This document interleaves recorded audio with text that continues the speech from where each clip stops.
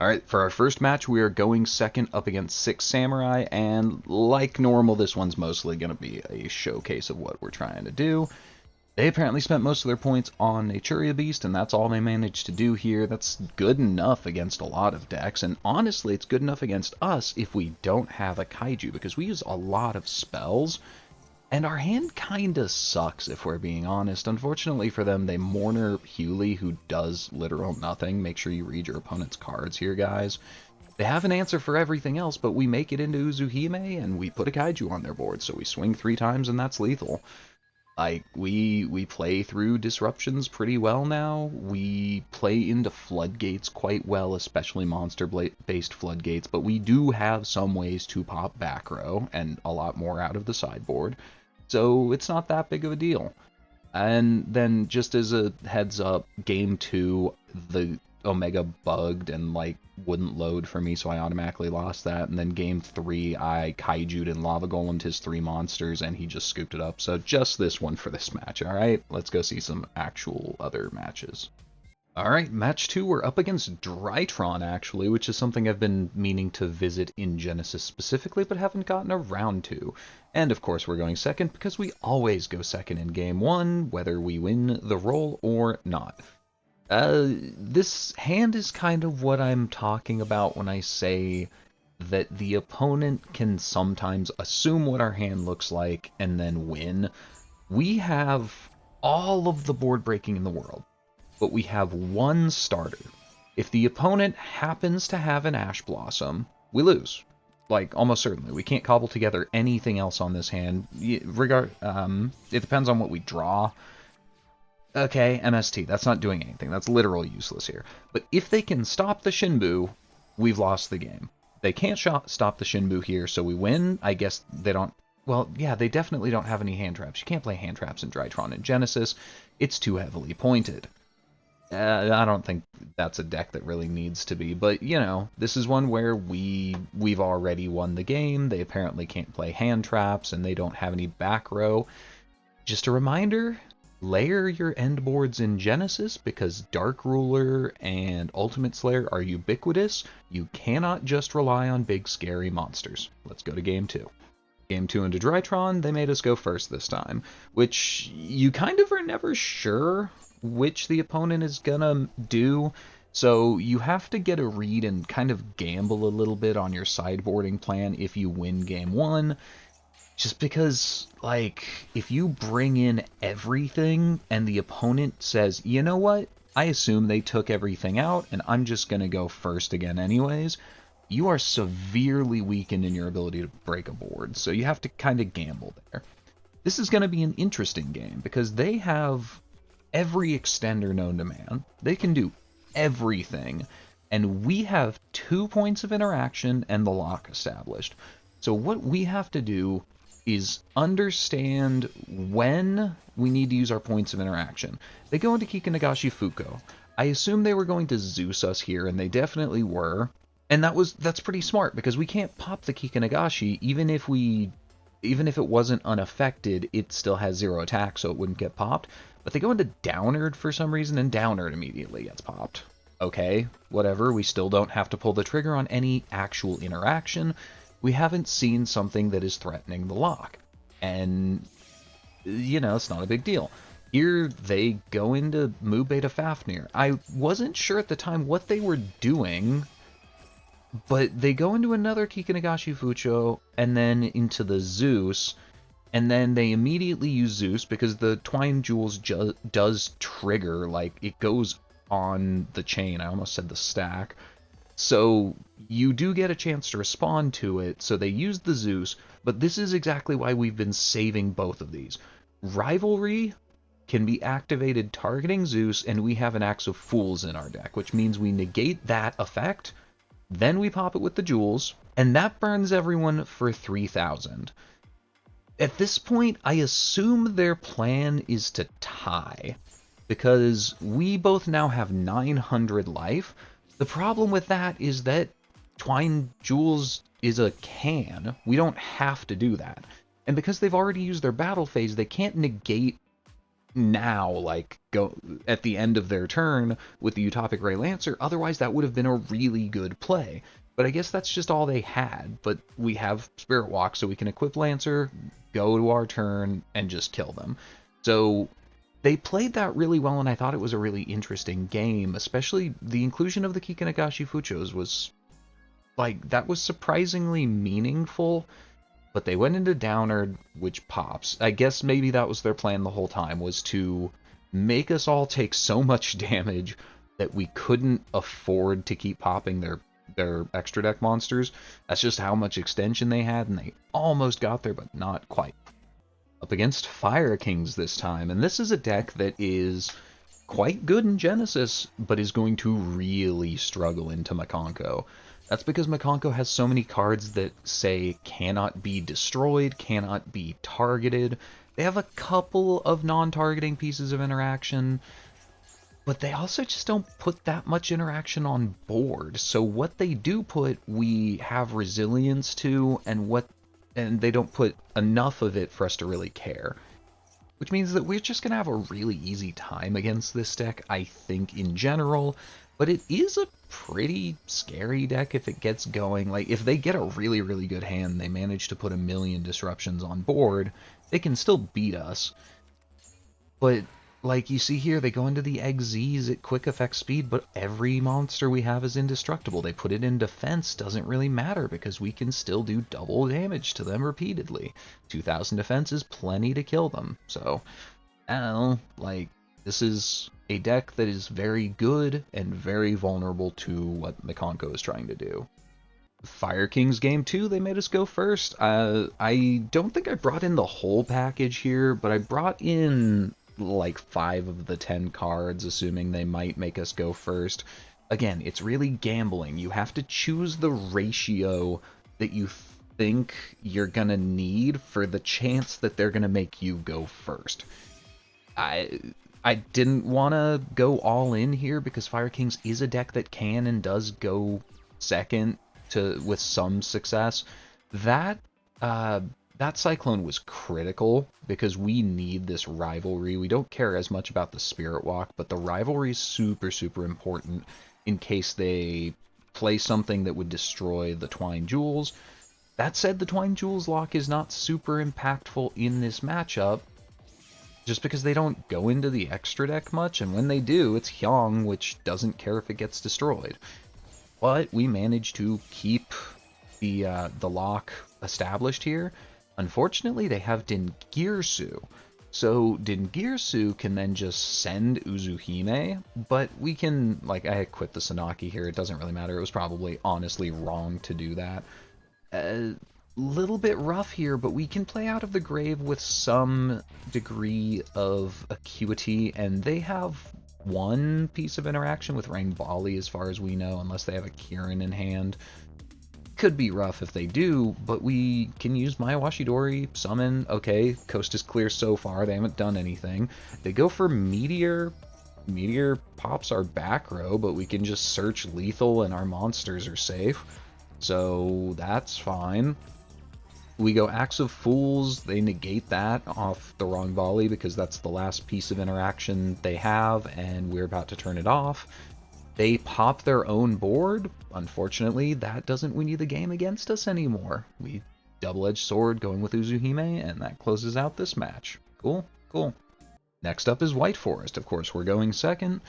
White Forest is a really good deck in Genesys. It's one I personally play a lot because it has a lot of layered interaction, lots of ability to grind through multiple turns, big swingy pieces of interaction, and that's what's really going to matter in this matchup is the Silvera.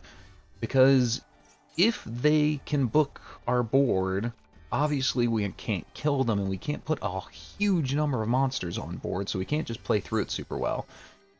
So we kind of are worried about that here, but they actually go and rip the Silvera way too early here, because otherwise we're going to bounce their monster with Arabesque, and they won't have the resources to do so at all. That's why I brought back the Silvera, because I was worried and wanted to force that out while we still had an ability to get to Uzuhime, even if they did it. And so we search the double-edged, we make it indestructible, and barring a battle fader, they are just dead. They have Sylvie, they can summon Sylvie once, but 12,000 damage gets through Sylvie and then still kills them, so pretty good. Pretty good into what is a very good deck. White Forest game 2, and this is the most tragic game we had.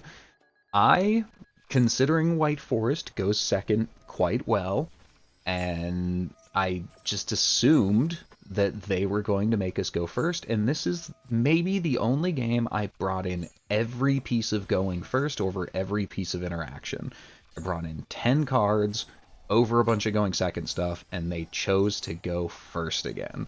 This was a very missed call on this game, but it makes it turn into a very interesting one, which is why we're still definitely going to show it, and we're gonna have some fun here. So they set up a much more significant board than last game. I don't know why they messed up their combo so much last game. Oh, and just in case playing this out with no going second cards wasn't bad enough, we banish every single copy of Uzuhime off of the Extrav. There is a risk of doing that. It can possibly happen. So now we're playing no Uzuhime, no going second cards, but otherwise we have a pretty dang solid hand. So we're going to make it work. We're going to do what we can. We force out interaction after interaction with in-engine pieces to force them down to the fewest number of answers before we commit to anything. The Vengeance Dragon we force out by summoning Ohime and then going Rondo from grave to equip to it. That means that if we ever have a Mikanko monster on board, we take the Snake Eyes Vengeance Dragon, so they put Ohime in back, and at this point, it looks like they don't have much in the way of interaction, but we're really, really worried about woes still, but at this point we can't play through woes. There's just nothing we can do. And they have it. That really, really sucks. We get to summon out a monster after the woes happens and we get booked. But we're not doing so great. We set a few cards. The Mikanko ceremony I just set as bait because we'd prefer if they destroyed it, honestly. And we have to pass back to them with 6 cards in hand and a board full of stuff. They go into Tornado Dragon. They pop Sanaki in battle phase, which doesn't really matter, but it allows us to equip the Sanaki to the Nini, so we don't have to waste one of our traps to do that, so our Nini gets its mind control ability and is indestructible, or not indestructible, but has its battle protection because it has an equip on it. They go Tornado Dragon, hit the known card. We respond with the Nini to steal their Vengeance Dragon. Because this is a once per player per turn effect, we can use the Vengeance Dragon to pop 2 of their cards, which forces out a bunch of stuff on their end, because I was trying to put Silvera in the background. Oh no, this wasn't that point. I was just going to pop the Silvera, I think. But they tribute it to negate, and then we will go Spirit Walk there, take one of their monsters. I know they negated the Spirit Walk. Okay, whatever. We can still equip the Arabesque off of Rivalry so that our Nini is protected, and we still have their Vengeance Dragon. So we've actually managed to survive this turn. But it's not looking great when they have 6 cards in hand, and we have a couple of things in the grave we can do.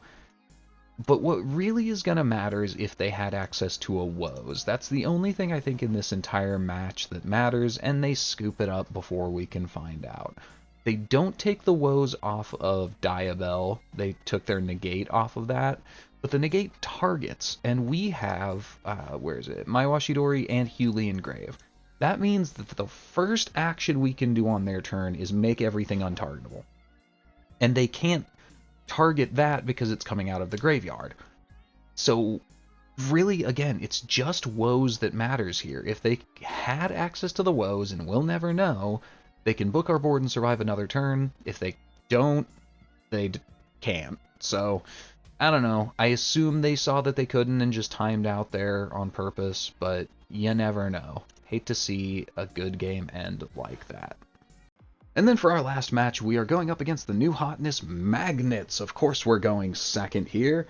And Magnets is weird because they get to manipulate the battle phase with a whole bunch of stuff, so It's a little bit harder for us to manage to out them, and they get to play some really powerful cards because their base engine is wholly unpointed, so they get to play like Gallant Granite.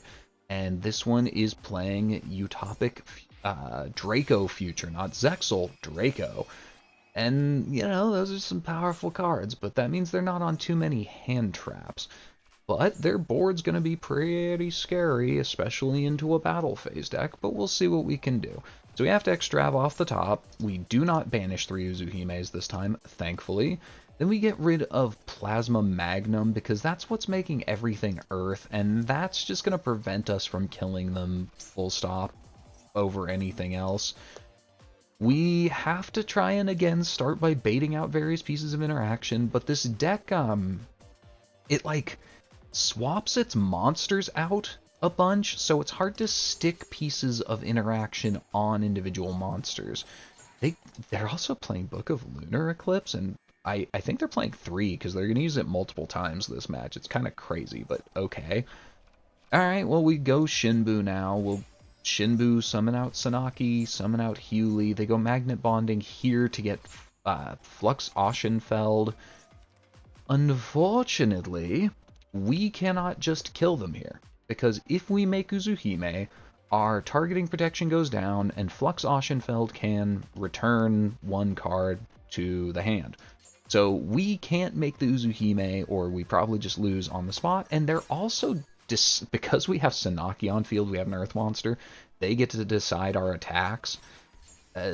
Not a huge deal here, but we end up just having Hewley protected from targeting, and we have to see if that's good enough.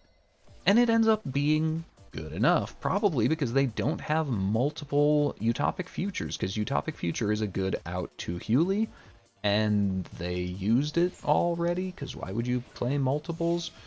But going back to our turn, we can keep our protection and make the Uzuhime, which means they are incredibly dead here. Game 2, I assumed we were probably going second again, so I brought in the smallest going first package I could, just like the threads and 1 trap and the rondo. And thankfully I was right. I could have, you know, gone all in, but I think it's normally safe to bring in the few pieces that you need if you're going first. It's fine. Gambling is gambling, but we paid out most of the games this time, which is pretty cool. They do full combo. We're not interrupting them. We don't play hand traps. Why would we play hand traps? We're just gonna do our thing, and they can do their thing, and that's fine. They're playing Kawakimeru Guardian, which is a monster negate, which is pretty scary. And they do something really smart here. They don't make Utopic Draco Future, because they know that is maybe their only out if this goes an extra turn. So we really need to kill them here. So here's the hope. Well, we've got a pretty mediocre... What the hell is Materiactor Critical doing here? Okay, sure, why not? Apparently that's what we hit. That's not great because it wasn't live on this board anyways, and we were hoping to hit something meaningful, but we'll do what we can. We can get rid of some of their stuff that flips out. I give them back the granite here just because I'm trying to fill their board, because Tellusion has to summon 2. So if they can't summon 2, they can't use Tellusion's effect. They have the Book of Lunar Eclipse again, which prevents us from getting full combo, and we just have, again, protected Hewley. This isn't great though, because again, they have an out and they know what their out is. So they go for Draco Future. They make as much damage as possible. They go to battle after making sure they have space. Swing with Future, take the Hewley, and they've got over 7,000, so they actually managed to kill us on the crackback. Well played. Let's go to game 3. Alright, and then we've got our last game of our last match. Here's what we can do. We are all in on going second because we knew we were going second because we got to choose. So this time we have no bricks in the deck. We're just going to do everything we can to kill them. And this hand is fine. It's 3 monster removals and a 1-card starter. They don't seem to be playing much, if anything, in the way of hand traps. So maybe the one card starter is good enough, but I'm really worried because they've had some powerful, useful back row the entire match, and that's what I'm worried about here, because we don't have a way to get through back row except for Ultimate Slayer Sen Natis. Thankfully, they only rip the one piece of back row here, so we can do just that. Ultimate Slayer, get rid of their Earth lock thing, remove the threat of the fusion. They have to use it instead, which is fine because we've got 2 lava golems and a kaiju, so we can clear up the rest of the board just easy peasy. And then we've got full combo, as long as they don't have anything else. Crap, they have a DD Crow. Okay, that's fine. We're gonna summon out Ohime, and then we can use Ceremony's Grave effect to send Arabesque to Grave, then use Ohime's Field effect to equip Arabesque to the Daigusto Emerald, and that's still full combo. Except they have Ghost Ogre. Okay, where the hell did all of these hand traps come from all of a sudden? Well, we give them a Kaiju, we smack them for 33 and say, best of luck, friend. The problem they're going to run into is that Sigma Plus and Sigma Minus are, well, Sigma Plus at least, is banished, and that's the card they really want in the grave. So it's going to come down a lot to what they rip off the top. They're going to take an extra 2,000 off of these guys, and then they send 2 Omega Pluses to summon Plus Minus. See, if you don't know how this deck works, Plus Minus should have been the best rip in their deck. But I guess they're only playing 1 copy of Sigma Plus, which means that follow-up is actually locked out from them. Like, they just can't do anything because the Sigma Plus is over here. So that's a deck building issue if I had to say anything, because I feel like ripping Magnum off the top should have won them the game. But it did not, and so we take it home. So that's going to be it for our Mikanko games here, guys. I hope you liked them, and I hope to see you next time. Bye-bye.